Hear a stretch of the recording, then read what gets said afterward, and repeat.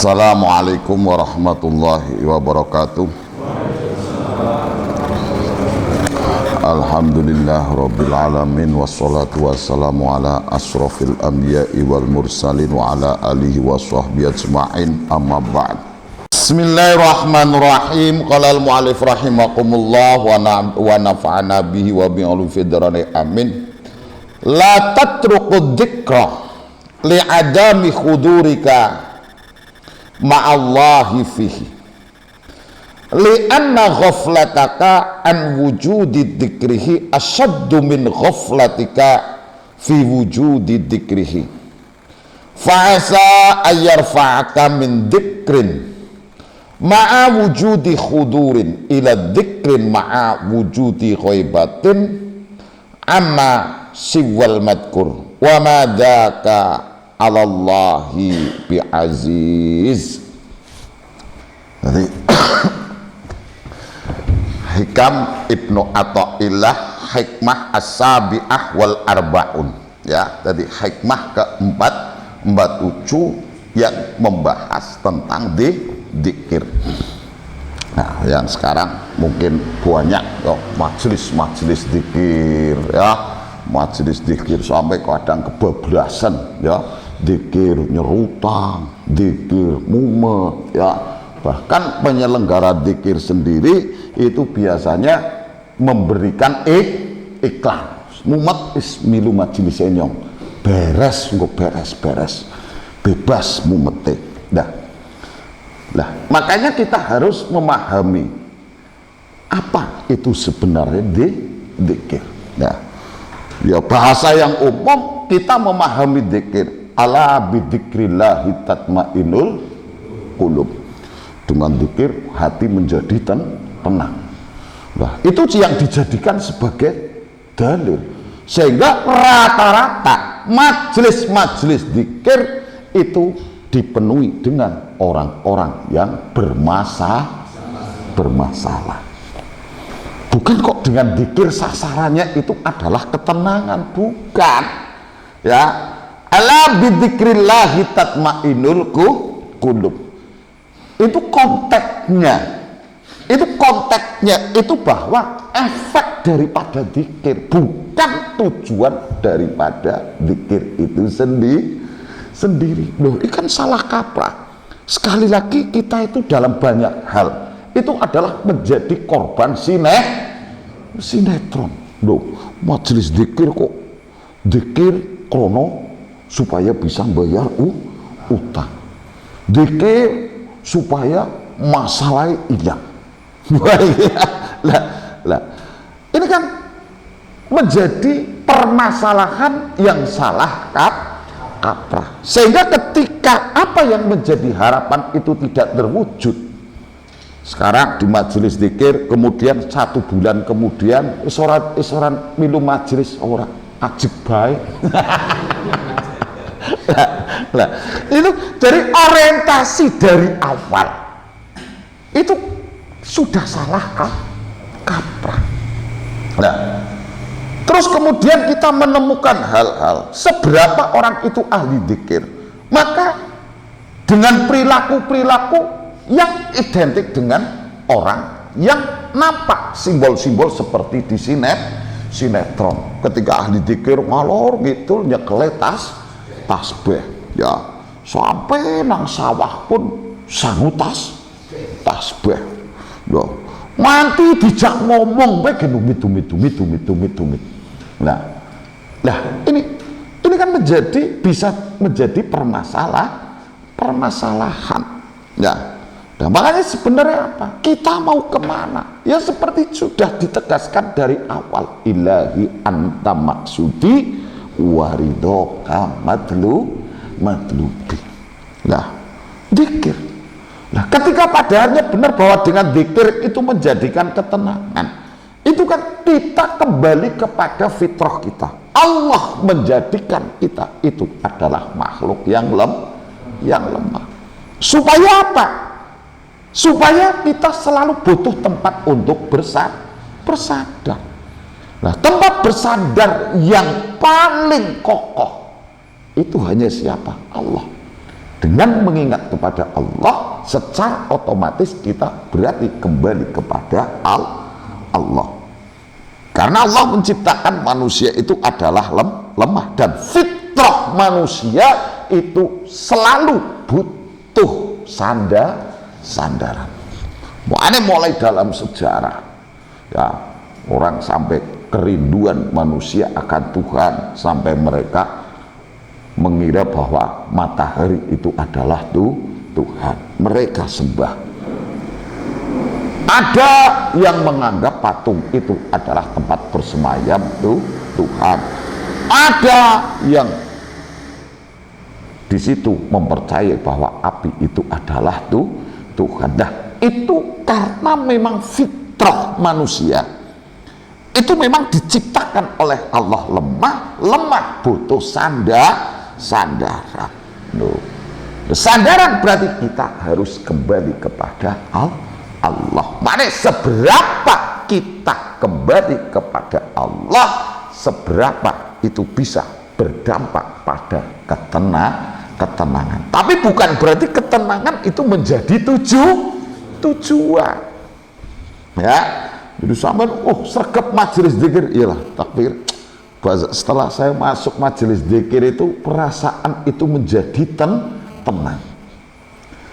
Setelah masuk majelis zikir rasanya adem pikirannya. Nah, terus tujuan daripada zikir itu adalah ketenangan apa? Nguyak adem. Duh, ikan salah kaprah, seolah-olah benar. Nah, makanya secara bentuk itu adalah ubudiyah, tapi hakikatnya itu adalah tidak akan sampai kepada Allah. Nah, makanya kita harus kembali ilahi anta maksudi waridoka matlubi. Sampai mau kemana? Ke Allah. Bukan sampean kok nyari penak, nyari adem, nyari tenang. Dengan zikir sampean tenang, iya, tapi itu bukan menjadi tujuan. Ya, nah, sekarang kan macam-macam. Mana majelis zikir itu ada di mana-mana. Yang kebanyakan itu didominasi dengan orang yang bermasalah. Seolah-olah zikir itu adalah menjadi solusi sebuah permasalahan. Ya, sering. Iya. Mana sampean kok pengen jamaah akeh, wis gawe majelis zikir jalbu rizki. Ya. Jadi majelis zikir sing go nglancaraken rezeki. Wah ya. Sampean mesti langsung jamaah akeh. Ya, sampean uripe susah, rene milu zikir nang ngene. Tak jamin 3 bulan rezekine melimpah ruah. Wis teko kabeh. Nah, maka dari itu Syekh Ibnu Athaillah dalam hikmah yang ke-47 ini menjelaskan tentang zikir. Dan zikir itu ada tahapan-tahapan, ya. Nggak bisa terus sampean ngerti lor kidul ora. Seperti halnya sampean pengen khusyuk sembahyang. Kadang itu sering terjadi. Pripun nggih, kula kok nek sembahyang iku angel khusyuke. Nah, demikian juga kadang ya sana sing kemendus. Ngerti artine ora, dikira-dikira apa direwangi nangis gugup. Nah, sing ditangisi kuwi apa? Pun pada karo sampean pengen khusyuk, semboyong Allah semua anti merem-merem. Yo kadang ana sing nganti menceng-menceng ora karuan.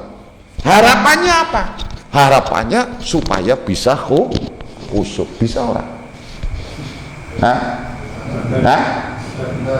Sampean donga, nganti nganggo bahasa Arab, nganti nangis-nangis.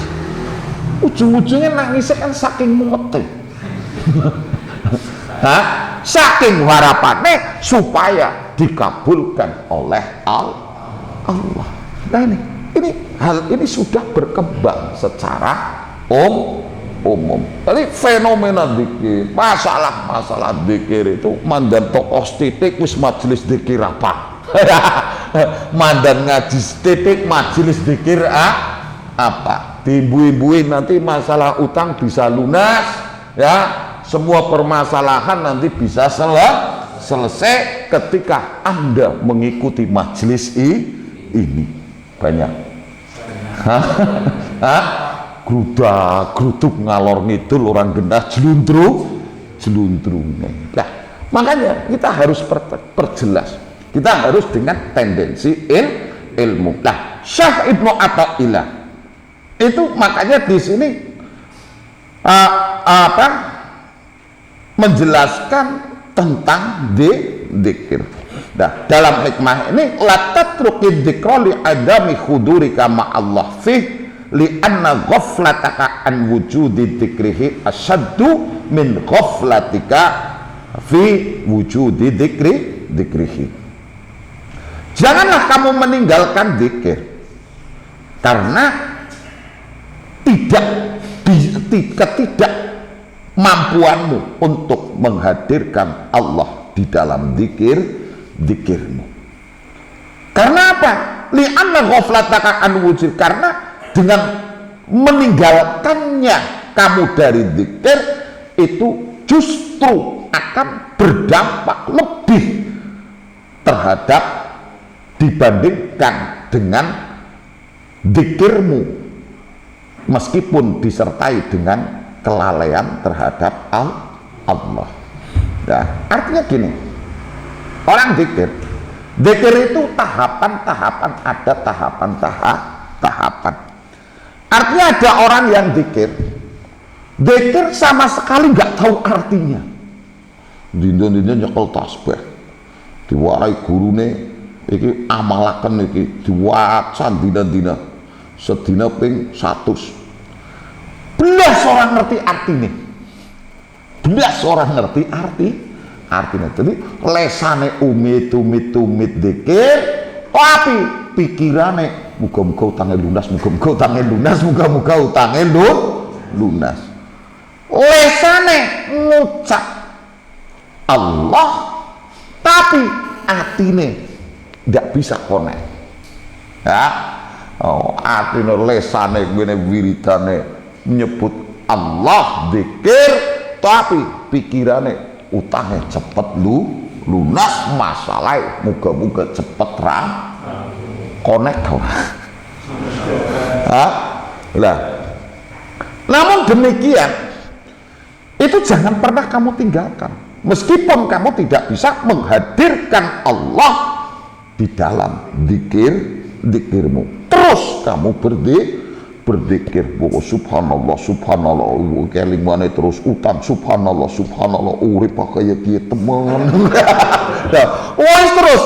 Terus zikir terus. Karena apa? Dengan kamu meninggalkan zikir, itu dampaknya itu akan lebih fatal. Nah, fasa ayarfaka min dzikrin ma'a wujudi ghaflah ila dzikrin ma'a wujudiyah yaqta.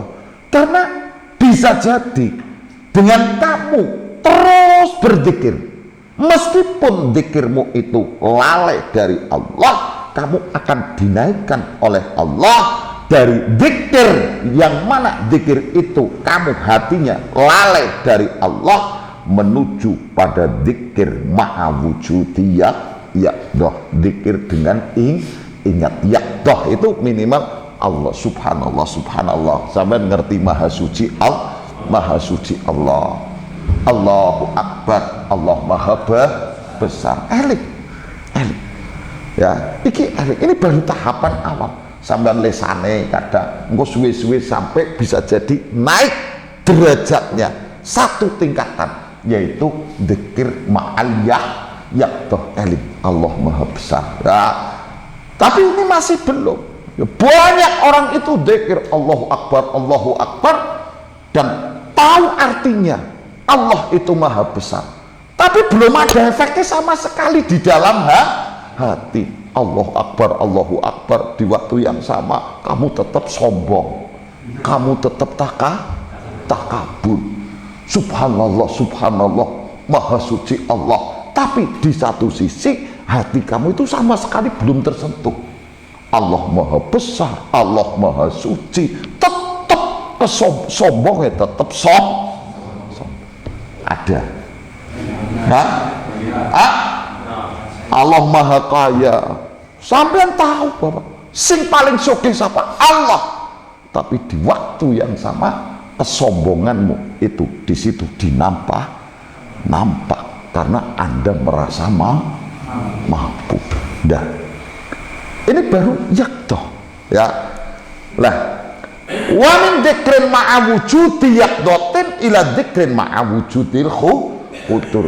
Dan bisa jadi dengan kamu terus menerus kamu melakukan zikir, mungkin lesan itu pertama baru lesan, kemudian mulai gerentek, oh Allahu Akbar, kamu sudah memahami artinya. Dari memahami artinya ini kemudian dinaikkan oleh Allah ila dzikrin ma'a wujudil khudur.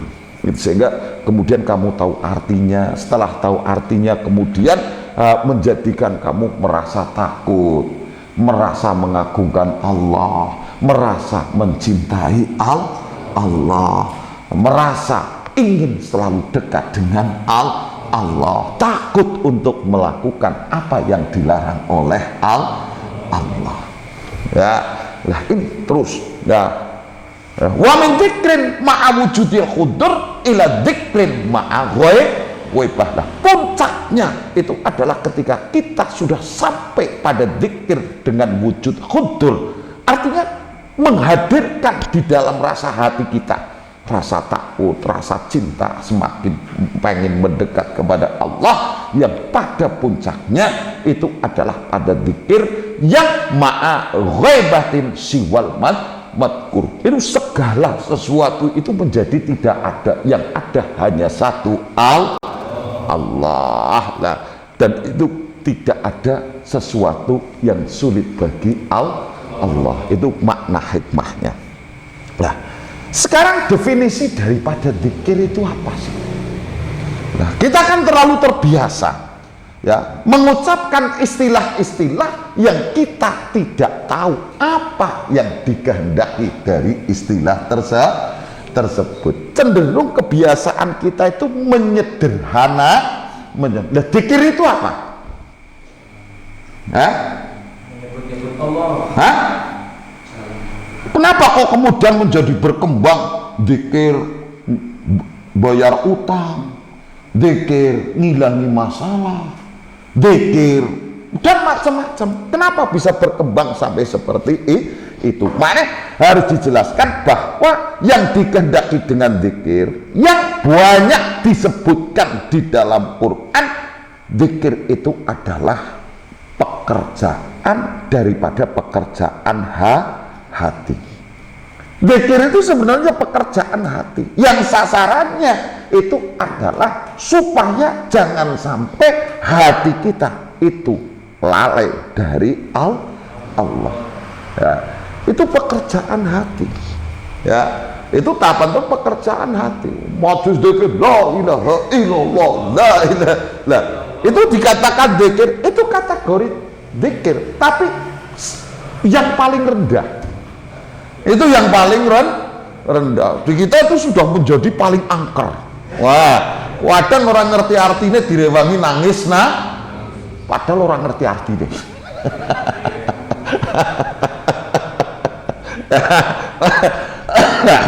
Itu yang banyak disebutkan di dalam Quran itu adalah pekerjaan hati yang sasarannya supaya manusia itu jangan sampai lupa terhadap Allah. Maya dawe Allah Subhanahu wa taala, wadkur rabbaka fi nafsika tadarruan wa khifatan wa dunal jahri minal qaul bil huduwi wal asal wa la takuna minal ghafilin.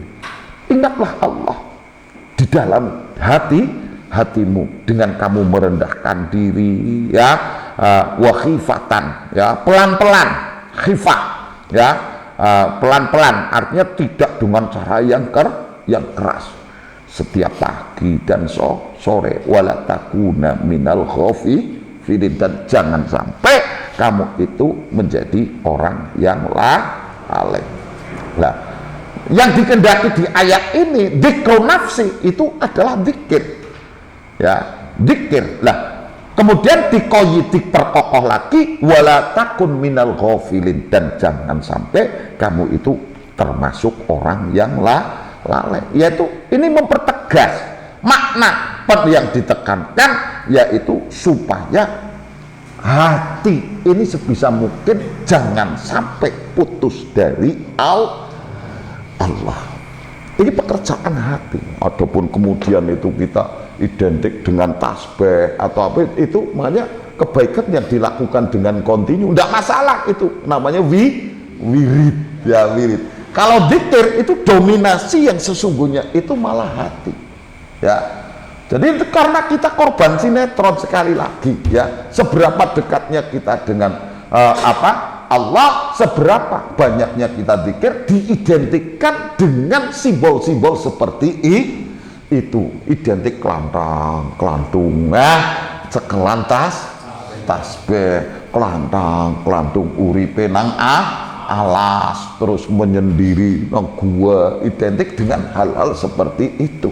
Padahal apa? Zikir itu sendiri itu adalah pekerjaan hati. Nah, adapun zikir lesan seperti yang banyak sering kita lakukan, itu adalah salah satu cara yang paling ringan untuk supaya apa? Untuk bisa dengan zikir lisan ini bisa menghantarkan sampai ke hati. Nah, karena Rasulullah Shallallahu Alaihi Wasallam itu dalam sebuah hadis ini menyebutkan, ketika ada seseorang bertanya kepada Rasulullah, ya Rasulullah, bahwa syariat Islam itu saking banyaknya ya Rasulullah, syariat Islam kan saking akeh, apa yang tidak diatur dalam Islam? Ya, sampai mau berak saja sudah aturannya sudah saking akeh, ya, nganti masuknya, doanya, keluarnya, adabnya, ya, mau makan, semua syariat diatur di dalam syariat Islam. Jadi ketika Anda bingung, lu dari dulu sudah bingung, ya, mulai matur karo Kanjeng Nabi, ya Rasulullah, syariat Islam niku saking kathah ya Rasulullah, bingung kula Kanjeng Nabi, fa akhbirni bi syai'in antusabbihi, berilah saya sesuatu ya Rasulullah yang bisa bisa dijadikan sebagai pegangan. Apa dawuh Rasulullah? La yazalu lisanaka rutban min dzikrillah. Selalu basahi bibirmu, ya, selalu basahi lisanmu dengan selalu berzikir kepada Allah. Berarti zikir lisan. Nah, makanya dari tadi dijelaskan bahwa zikir di situ adalah pekerjaan hati. Iya benar. Perintah Nabi zikir lisan ini memang sesuatu keharusan yang sasarannya itu adalah supaya apa? Bisa sampai kepada zikir qalbi. Ya, ini yang menjadi sasaran. Ya, ini zikir itu letaknya itu justru di hati. Makanya dalam kondisi tertentu itu tidak nampak, tidak begitu nampak. Tidak selama ini kita memahami bahwa ahli zikir itu kan identik dengan tasbih di tangan, ya, tasbih di tangan, cangkeme umatumi terus sampai dijak ngobrol kuwi lho gini umatumi itu. Lah itu. Nah, tidak harus seperti itu.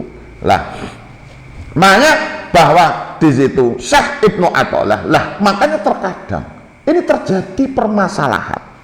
Orang melakukan zikir, harapannya apa? Lisannya itu zikir dan di situ menghadirkan Allah. Mana di situ kadang terjadi memang sesuatu yang tidak mudah dan ini butuh proses. Mana perilaku kita karena kita tidak melihat dari sisi ilmu, makanya perilaku kita kadang menjadi lucu, merem-merem, ya merem-merem, dengan berbagai macam. Nah, Itu dengan harapan apa?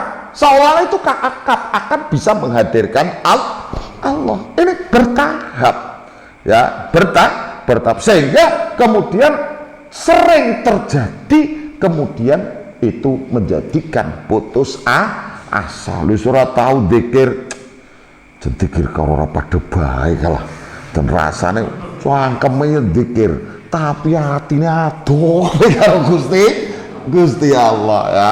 Wah, dan ini makanya sampean ora usah kaget ahli dikir tapi perilakunya jauh dari Allah. Yo dikire yo banter, nyorok batiane yo banter, ya. Dikire yo banter, ngapusine jagone, ya, sering. Nah ini makanya, ini kadang menjadikan orang itu putus asa. Pada baik zikir karora pada baik. Belum lagi orang yang melihat orang yang perilaku seperti itu, ya, cangkeme tahiyat zikir terus kelakuane kuwi sing ora nguati. Lah, tapi dalam kondisi apapun, mana Syekh Ibnu Athaillah sampai mengatakan jangan kamu pernah meninggalkan zikir karena tidak mampunya kamu menghadirkan Allah di dalam dirimu, karena kelalaian kamu dari Allah. Karena dengan meninggalkan itu justru akan menjadikan kamu ini semakin jauh dari Allah. Artinya apa? Yus tetap zikir. Wis buat apa ngomong wis tetep dzikir meskipun adoh rasane Gusti Allah, meskipun ngene lesane subhanallah, pikirane pengen utange cepet lunas, ya. Wah, ngene subhanallah, pikirane masalah kok ruwet teman, terus ndak masalah. Karena ketika kamu sampai meninggalkan zikir, itu dampaknya itu akan lebih fatal. Lah makanya, masalahnya apa? Kenapa Syekh Ibnu Athaillah ini sampai menyebutkan bahwa dampak meninggalkan zikir meskipun tidak mampu menghadirkan Allah di dalam zikirnya itu kok lebih fatal ketika sampai ditinggalkan. Para Syekh Ahmad Jarrah rahimahullah taala ini menjelaskan dikarenakan 3 sebab. Ya. Sebab yang pertama, dengan zikir lisan, meskipun hanya sekedar lisan tok, ini menunjukkan bahwa kita itu menghadap kepada Allah. Minimal sampean ingat Allah, sampean menghadap kepada Allah. Dengan meninggalkan berarti kamu akan semakin jauh berpaling dari Allah.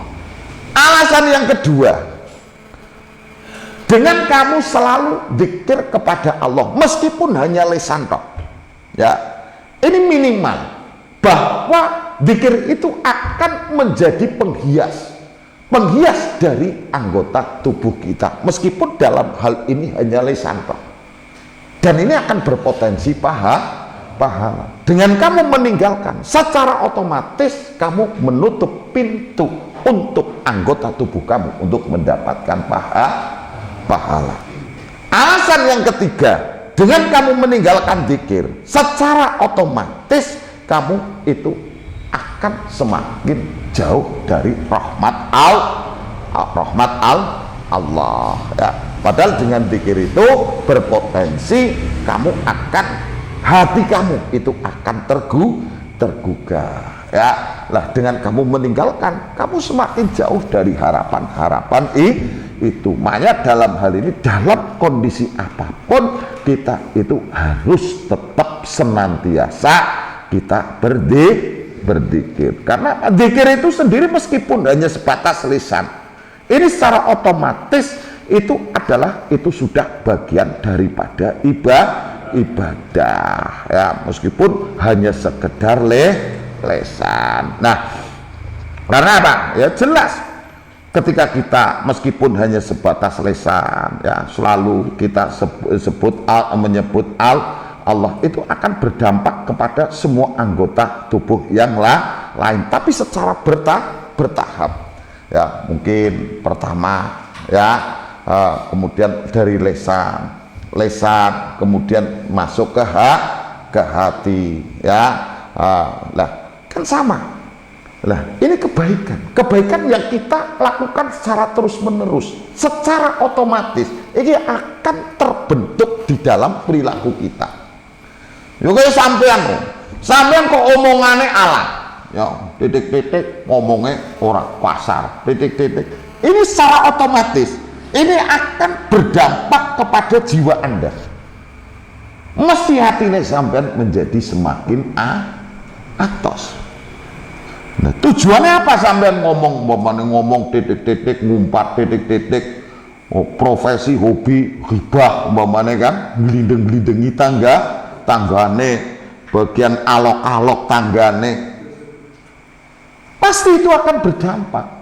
Orang itu hatinya akan menjadi semakin keras. Lah demikian juga dengan ketika kita melakukan sesuatu yang sebaliknya. Ketika kebaikan itu kita lakukan terus menerus, itu secara otomatis cepat atau lambat itu pasti akan berpengaruh menjadi kebaikan terhadap diri kita.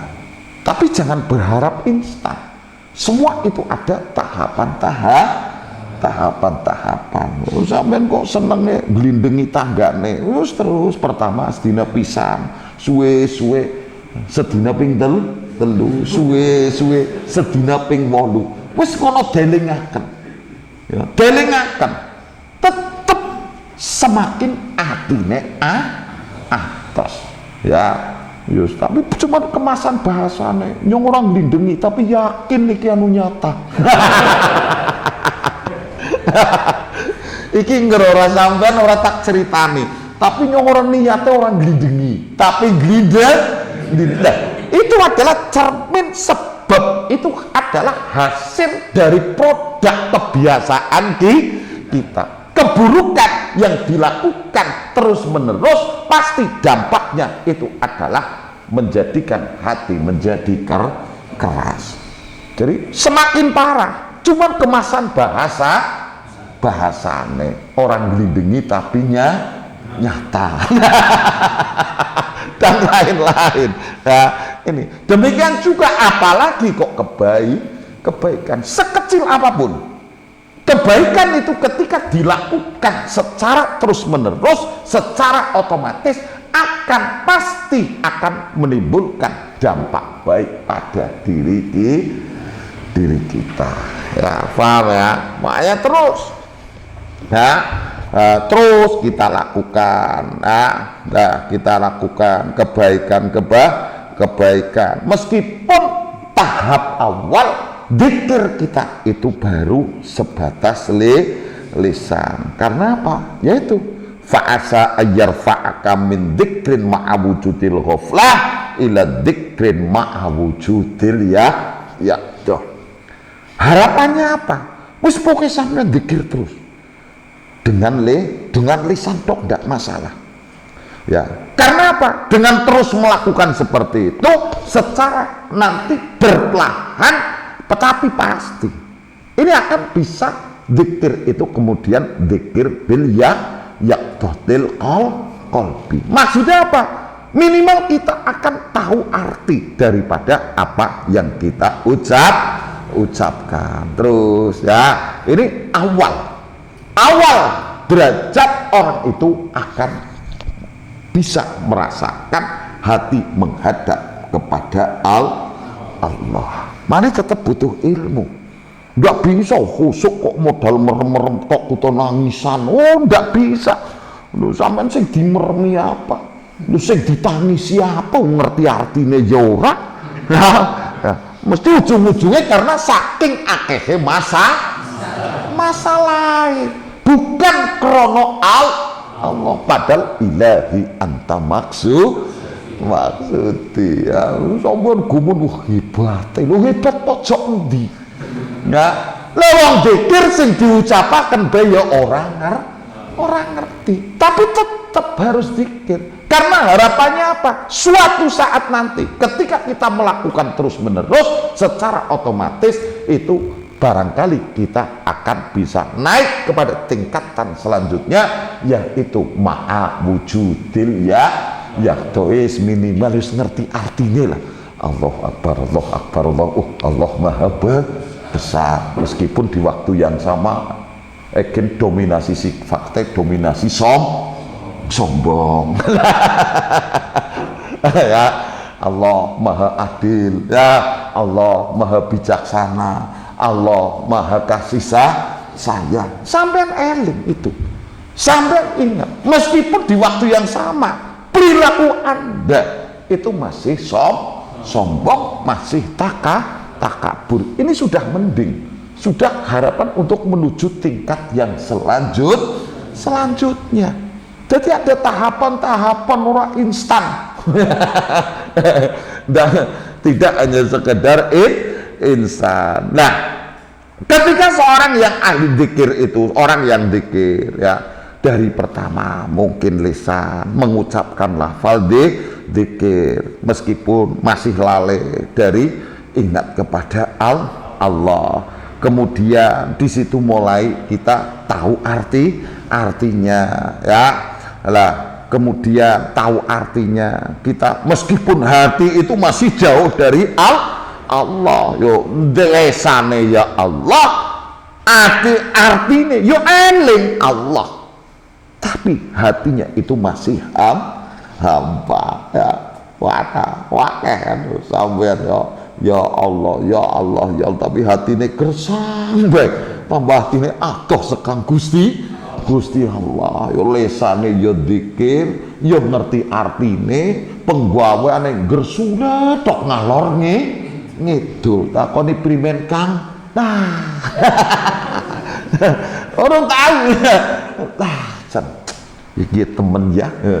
Lah, ini semakin jauh ya. Jadi eling Allah sing diucapaken Allah, atine yo wis ngerti arti yang diucapkan, tapi di waktu yang sama hatinya itu masih jauh dari Allah. Mungkin sampean dongire akeh wong ahli ibadah, anane ngangkluh tok, gersulet tok, ora tau cerita sing enak-enak. Ceritane susah tok. Kayaknya Gusti Allah ke Radin blas. Ya, bahkan di waktu yang sama yang kurang apa? Memposisikan diri itu sudah sebegitu sempurnanya di hadapan Allah. Sering orang. Bahkan sampean merasakan itu. Lah ya kan? Lah ini kan repot. Lah mana di sini ada perbedaan sekarang wong lesan. Yang kedua, ya toh ingat ya, yang tahapan selanjutnya itu khuntur. Nah, idealnya ketika dengan lesan Anda mengucapkan dzikir, ya, Anda tahu apa yang Anda ucapkan. Ini otomatis mestinya kan akan berdampak pada rasa cinta kepada Allah, rasa mengagungkan kepada Allah, dan rasa takut untuk melakukan apa yang dilarang oleh Allah. Itu sampai pada tahapan itu idealnya mestinya ya. Nah, tapi susah ya, tapi itu butuh proses dan itu butuh bertahap. Sehingga apa? Ketika kita sudah sampai pada tahapan, kita sudah merasakan dekat, semakin dekat dengan Allah, benar-benar dekat ya, merasakan dekat bertahap, sehingga kita mulai ya melihat dunia itu biasa ya. Lah, artinya hati ini semakin di situ pengen dekat kepada Allah, sehingga ketika hati ini sudah selalu diisi dengan Allah, kalau sampai melihat sesuatu yang nampak itu kemudian yang Anda rasakan itu adalah Allah, sampean syukur, sampean dicoba, ya ridho sampean, karena itu adalah rencana Allah. Pastikan bahwa Anda punya rencana, Allah juga punya rencana. Pastikan bahwa rencana Allah itu adalah yang terbaik. Sampai rumangsa mengakui Allah, kehebatan Allah, tapi di waktu yang sama hati sampean itu selalu protes, ya, selalu berontak terhadap Allah. Seolah-olah rencanane sampean itu lebih top tenimbang rencanane Allah. Wang parsan wedhuse irang. Ya Allah nyongkurang apa? Seolah-olah itu harapannya kan parsan itu lebih jos daripada Gusti. Ketika itu sampai terjadi, berarti sing salah ki Gusti Allah tukang parsan. Nah, ini secara tidak. Tapi ketika yes, monggo wis ikhtiar wis kembalikan semua itu kepada Allah. Nah, semakin hati itu diisi oleh Allah, maka di situ dunia dan bermacam-macam jenisnya di situ akan mulai berkurang. Karena apa? Allah menjadikan hati pada diri seseorang itu hanya satu hati. Artinya Allah tidak menjadikan dua hati di dalam satu tubuh. Ketika hati itu sudah diisi terus dengan Allah, secara otomatis yang lainnya akan sedikit demi sedikit berkurang. Ya. Artinya apa? Allah semua Allah. Ya, sampean diberi kenikmatan itu adalah karena anugerah Allah. Sampean kok mau ngaji di sini, jangan terus Anda merasa iki nek koronyong jen ora bisa iki. Berat ngaji malam minggu loh. Oh sing pegawai umpamane praine minggu malam minggu berat. Iki nek koronyong ora. Lah kayak Islami banget orang. Hah? Lah iya. Iku kebablasan. Berat itu. Rata-rata kegiatan malam minggu. Lagi malam minggu ngaji iki nek koronyong ora kuat ora. Tapi justru kita kembalikan semua kepada Allah. Ini sampean tekanan majelis, tapi yang menggerakkan hati Anda siapa? Allah. Terus sampean oleh rezeki gampang. Terus rumangsa hasil jerih payah sampean. Karena kerja kerasnya sampean terus sampean jadi sugih. Lu pirang-pirang wong jungkir walik maju dina maju mlarate. Terus Anda menjadi pegawai karena pendidikan Anda yang tinggi. Belum tentu. Anda sukses karena pendidikan Anda yang tinggi. Oh pirang-pirang. Pendidikannya tinggi tambah mumeti wong tok. Nah iya, demikian juga. Lo sampean jadi pedagang sukses karena Anda jualnya murah.